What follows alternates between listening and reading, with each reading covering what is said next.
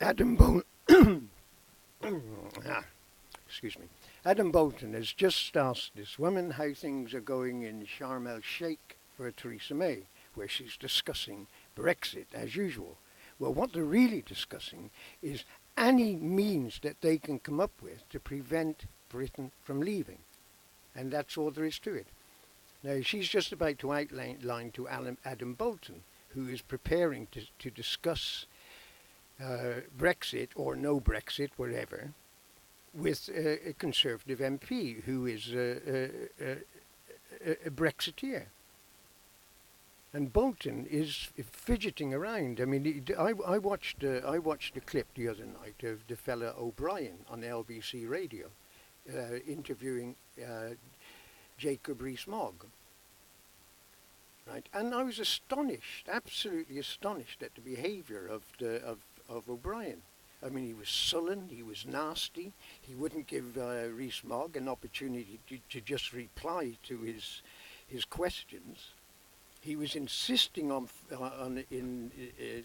his attempts to force Rees-Mogg to reply exactly yes or no to questions he was asking when Rees-Mogg didn't have a yes or no answer to his questions. Now, if you watch Adam Bolton in the following interview, you see more or less exactly the same mannerisms. The guy is so wrapped up in his own ideas of what should be done that he hasn't got a moment to spare to allow other people to present their point of view.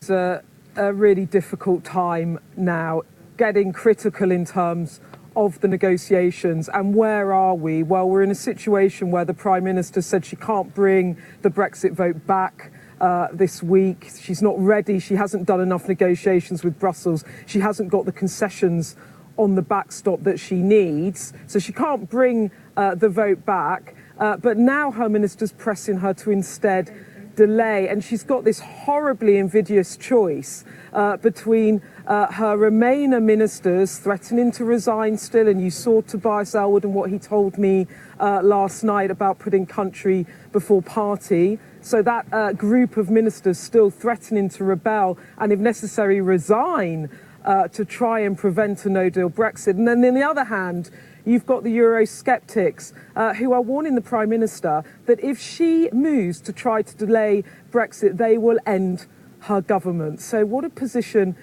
to be in. And I think my reading from it, from some of the conversations I've had this morning, is there's going to be a lot of politics in the next couple of days to see if Mrs May can convince people to climb down, to see maybe if they could find an amendment or something to compromise on, something to try and take no deal off the table but avoid a huge showdown. There's going to be a lot of politics around it in the next couple of days to try and avoid this big showdown. But it's very hard to see at the moment how really Wednesday doesn't become high noon and it moves from Mrs May's my deal or no deal to my deal or Brexit delay. Now, this is presumably the last EU-Arab summit a British Prime Minister will attend. So what's left on the agenda? Well, unless they do delay Brexit for 21 months, as you said, some reports there. I mean, I don't see how that could come to pass for the Prime Minister. That would be political suicide for sure. But what she's doing this morning is she's having further bilaterals in the margins of this EU-Arab summit with various EU leaders. She's already met Angela Merkel this morning. She's going to meet Leo Varadkar. She's going to meet Mark Rutte. And she's also meeting Mr Juncker. So that's 4 key bilaterals. She met Donald Tusk yesterday. The Prime Minister's spokesperson will be given a briefing. It's actually going on now. So we should get some readout about how the talks are going. But for now, there's certainly no deal in the desert. She has until March the 12th now to get this deal done and bring something back to Parliament. Well, joining me now, thank you very much indeed, Beth, for that. Joining me now is the Conservative MP, Sabella Jenkins, long-standing advocate of Brexit. Welcome to you. Where do you think this is all heading now? 32 days to go. I'm personally astonished at the degree of brinkmanship so close to the Brexit date, and clearly there is a risk of extension and a risk of a no deal. But ERG, the much European Research Group, which comes in for an awful amount of invective from some of our colleagues, has tabled jointly with Remainers a compromise, which seems to be getting some traction, both with the government and with the Commission. Okay, who are you blaming for this brinkmanship? Look, let's do the lessons learned after this. Well, no, but I'm just saying. You say you're astonished by brinkmanship. On whose part? Well, ultimately, on, your part for not backing the Prime Minister, on the Prime Minister's part, on the EU's part. Well, ultimately, at the very highest level, there is a Parliament and a political class that decided to have a referendum and give the choice to the British people.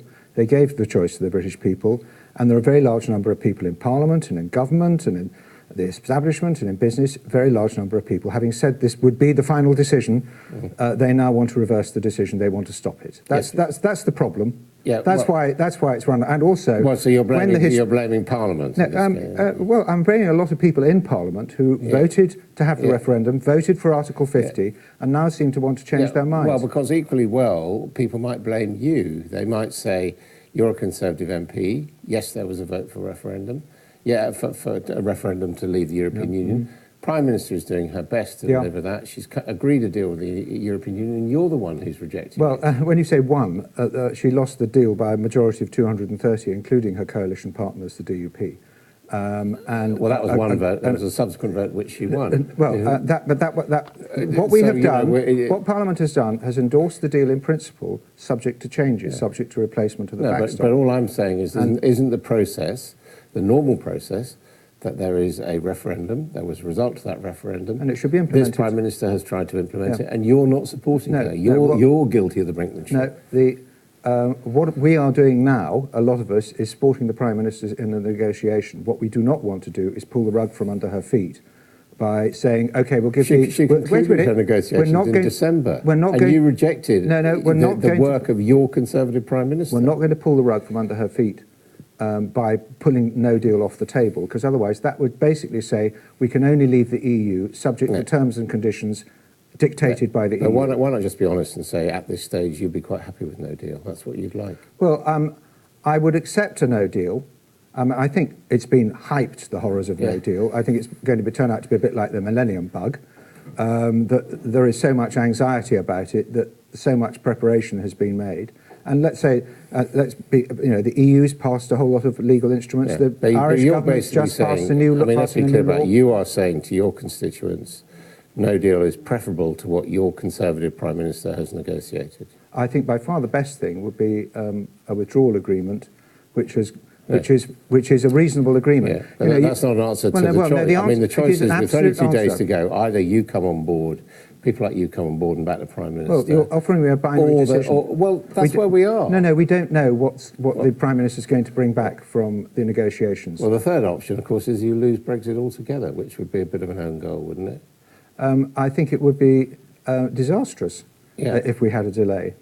I think the faith in our politics what faith is left in it would evaporate. Absolutely. So all I'm saying is, in that case, why not come on board with Mrs May? Well, you're quite right to run through all the dilemmas that we're all facing at this particular moment. But what we shouldn't do... It's not just a parliamentary game, it's the future of the country that's at stake. It is, yes.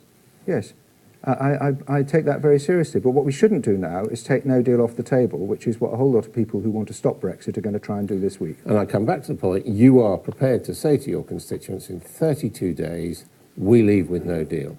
I'm prepared to, if the deal remains completely unacceptable, that may be the only option. But the alternative would be the whole of the United Kingdom effectively to accept defeat. And you would prefer that option to what is currently the agreement between the UK government and the European Union?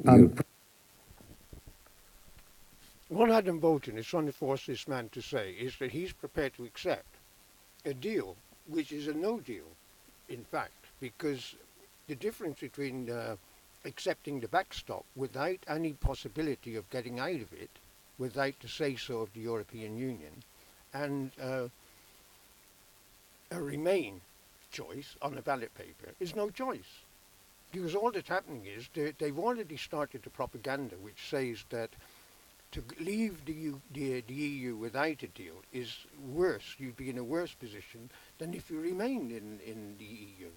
So what choice have you got? You either vote to accept Mrs. May's deal, or you vote to remain. Where's the difference? Whichever choice you make, you're gonna remain. But they've tried to load Mrs. May's supposed deal with all sorts of negative things that would make people prefer to remain. I mean, it's just disgusting. I mean, I can't believe that the British people are so stupid that they can't see what's happening. And what's more, Adam Bolton I mean, all the way through this, he's been more or less harassing anybody who wants to do anything other than remain. And the reason is, yes, and the reason is, at the moment you can leave the European Union on 2 years' notice. We can walk out of NATO. Norway can break their Norway agreement with the EU at 1 year's notice. Yeah. We can leave the UN. We are being asked to sign up to something where there is no legal exit. Do you think any of those things are a good idea? I think we should... Leaving the UN, leaving NATO? No, of course not. But the point is, in an international treaty, there's no country in the world has signed a trade treaty with another country which they can't revise or leave unilaterally. And that's the principle that you're prepared to plunge Britain into a no-deal Brexit in 32 days' time. Plunge is your word. Plunge is the scare story word. Well, it's a big development, and it's a big change. But the British people voted to leave. They didn't vote. So you're prepared for that, whether you think it's going to be if it is necessary. or not. If it is necessary, then we must do it. And indeed, the advantages would be the uncertainty would be over very much more quickly. Well, it would be the uncertainty of hitting yourself on the head with a brick, perhaps. Well, no, that's your scare stories. This will be far less damaging than, for example, being in the ERM, or if we join the euro. Look what's happened to some countries who were in the euro. That's not going to happen to us. Going up against it's not going to be like moment, it's not going to be like the banking crisis, where the whole system goes into a melting pot. And so you don't think there'll be turbulence? You don't think? No. I think it's all been vastly overhyped. Well, even your colleagues in the ERG disagree on that one. Well, do they? Yes. They sat here and told me there'll be turbulence. Oh, there will be. It's not going to be an easy ride. I'm not saying it's going to be plain sailing. And what's the point of it? The point is to deliver the democratic decision taken by the British people. Yeah, but you advocated that decision. What is the advantage? What does the country gain? The country gains democracy and accountability and freedom. Look, most countries aren't in the EU, and look around you. They're absolutely fine. Most countries aren't in Europe. But